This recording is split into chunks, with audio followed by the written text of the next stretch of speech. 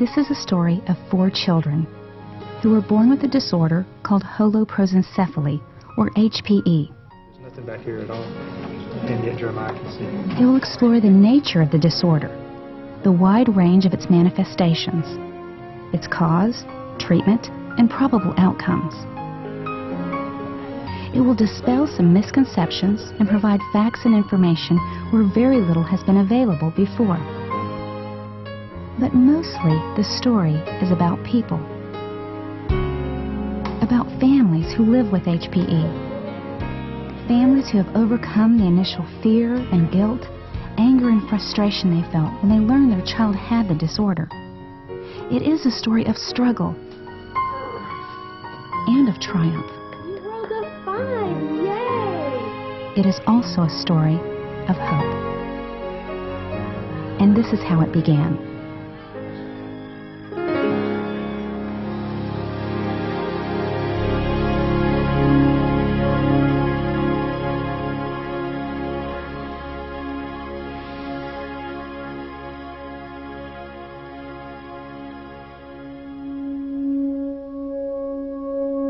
They told us that our baby had a problem that was called holoprosencephaly. We didn't know what it was at the time or what that even meant.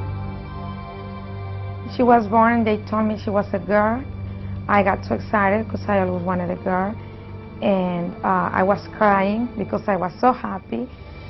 But after 15 or 20 minutes, they brought the baby and they showed me and told me that my baby was born with some problem.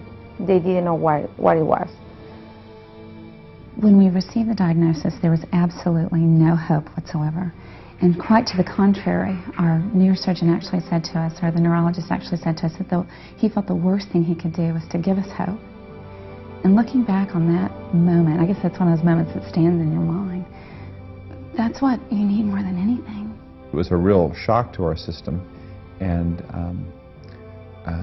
I kind of felt, well, what can we do? What do we need to do now to help him, to develop? Once I found out what the problem was, which took some looking. Seth was born and they told us that nothing could be done. We were angry and just couldn't believe. It was like disbelief that we just couldn't believe that this was happening, that our baby could have this kind of problem, that he's not perfect like you would expect. When you're pregnant and you're carrying a baby, you expect them to be perfect. On the day that Danny was born, I was told after they had done a CT scan and reviewed it that he would never hear, see, crawl, walk, talk, or do anything.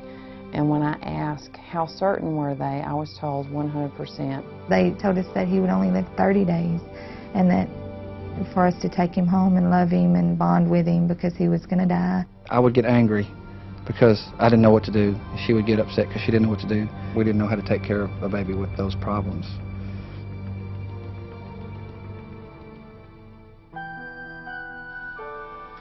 Have you ever put anything on her ear?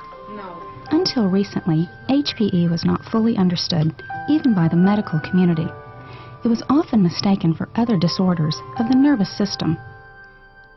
Now, primarily because of magnetic resonance imaging, scientists and physicians have a much clearer view of what HPE is and how it impacts the development of the brain. What do you think, Danny?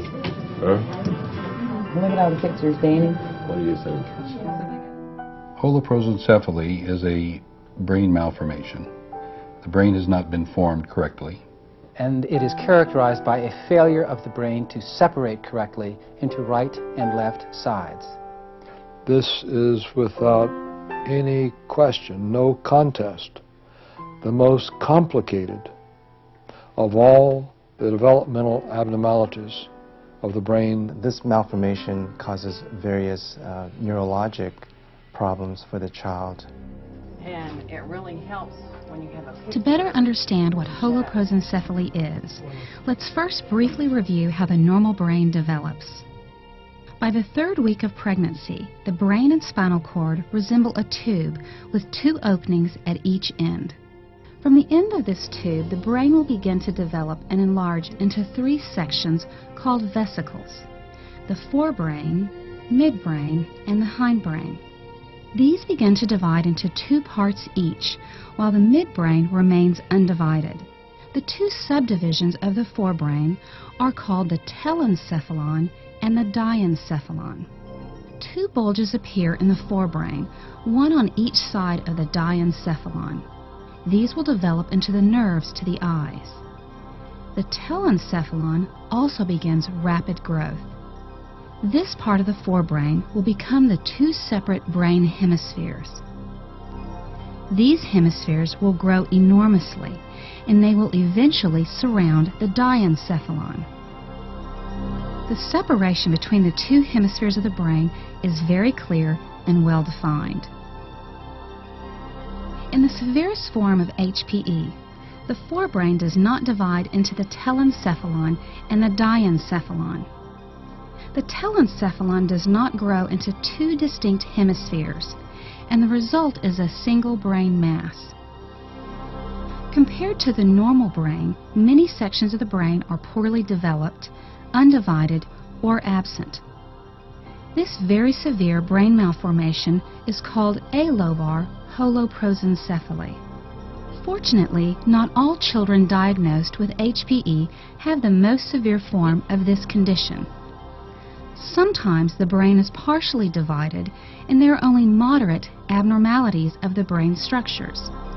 This partial division of the brain hemispheres is called semilobar holoprosencephaly. Another mild form of this brain malformation is called middle interhemispheric fusion variant, or simply MIHF. Finally, there is a mild form where the brain is divided, but there are still some abnormalities, such as a lack of separation of some parts of the brain. This less severe defect is called lobar holoprosencephaly. And so this is the underlying problem, a malformation of the brain.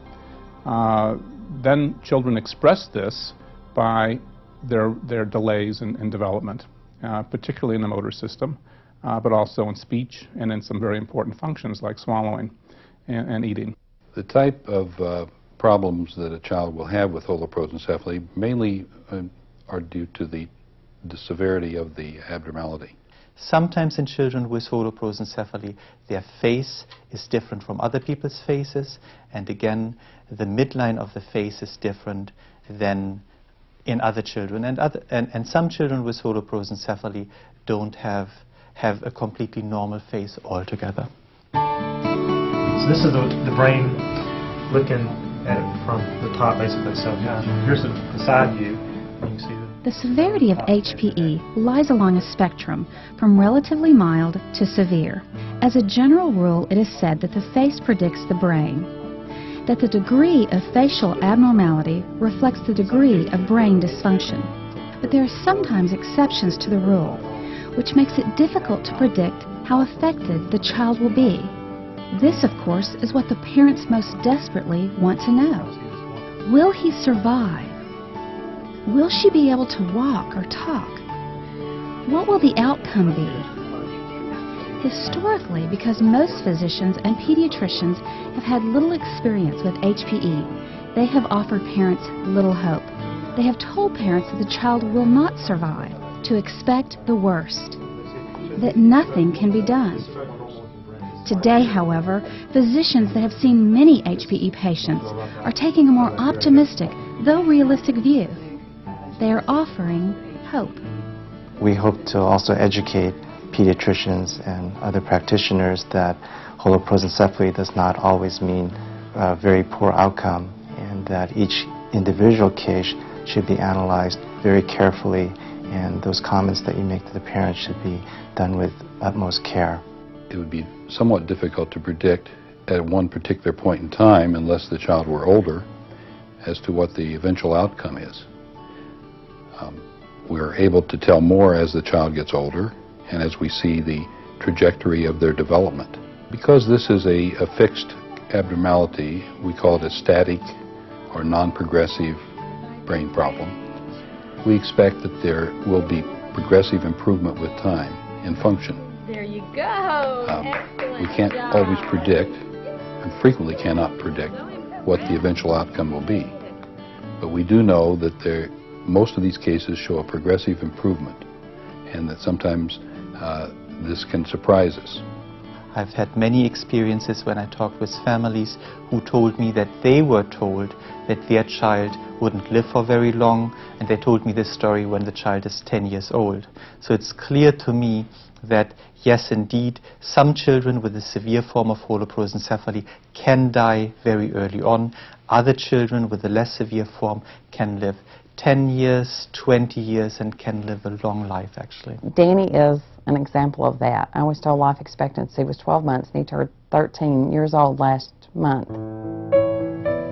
Danny, Seth, Jessica, Chance. When they arrived in the world, they were diagnosed with HPE. Devastating news for their families.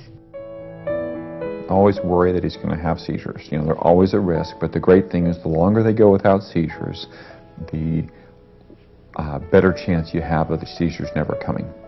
The greatest fear, I guess, would be not knowing what's going to happen, not knowing when they get an illness, if it's going to be the illness that can turn out to be the worst illness. But as time passed, the dreadful pain began to diminish. The families made do. They did what had to be done for the fragile life in their care. And little by little, they pushed back their fears. And what about the challenge of making every day as normal as possible for the child and for the family? I had to be there for them. And then there was a moment that I thought, well, I mean, I cannot be crying every day. I cannot be sad all the time because they're my children. I'm going to make them happy, the three of them, not just Jessica.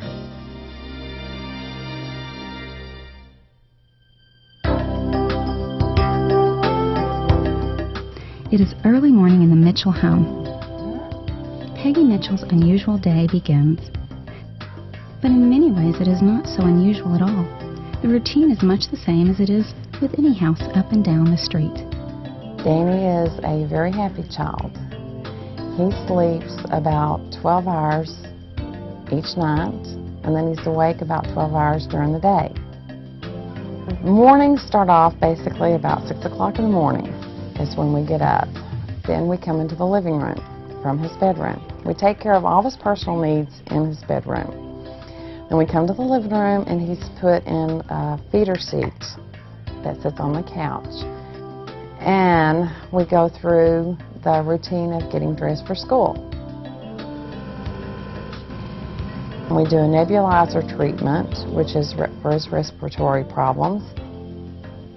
And he sits in his feeder seat again, and we finish our medications. 2 of his medications have to be given at least 1 hour after his first medication. We brush his teeth before he goes to school, so we get that done. And then the last thing we do is put on his shoes because he's not real crazy about wearing shoes. And then I proceed in putting him in his wheelchair. The school bus comes at 7:50 and he goes off to school. Nearly 2 hours after waking from whatever dreams he dreams, Danny moves out from the safety of his home to the greater world beyond. And one wonders what he sees with those bright, clear eyes, and what he feels, what he thinks, what he knows of the world around him. Look at her front yard. There seems to be an acute awareness in his eyes, a fundamental sweetness in his expression, a sense of the air, of the earth, and certainly of others. Although he is helpless to help himself, his eyes reflect an inner life that is rich and alive and whole.